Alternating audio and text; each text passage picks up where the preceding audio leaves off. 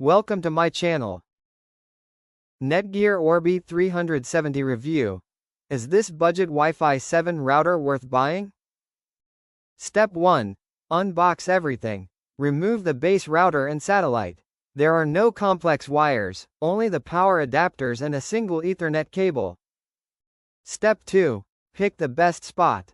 Router goes somewhere open like middle of the home. No hiding behind a TV or inside a cabinet. The satellite gets a spot halfway toward the rooms which always complain about slow Wi-Fi. Step 3. Plug it all in. Power on, then wait for those lights to settle. Not rushing anything. Let the system breathe a bit while it fully boots up. Step 4. Use the Orbi app. Grab the phone. Scan the QR code.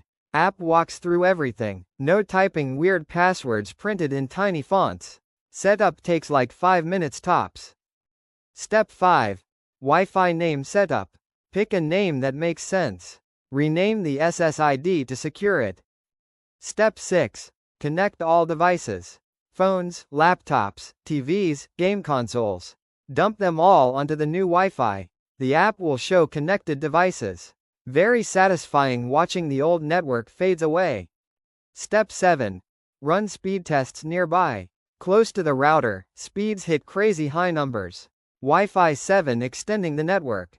Streaming and downloads? Smooth. Step 8. Walk to the troublemaker room. You know that one corner bedroom or balcony where Wi-Fi usually dies. Here is the real test. With the satellite in place, connection still holds steady. No buffering wheel of doom. Step 9.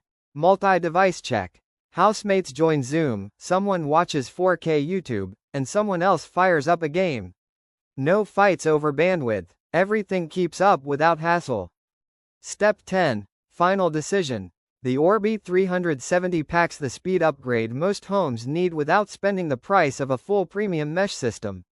It is not the peak of Wi-Fi 7 power, but for the cost, it wins. Thanks for watching.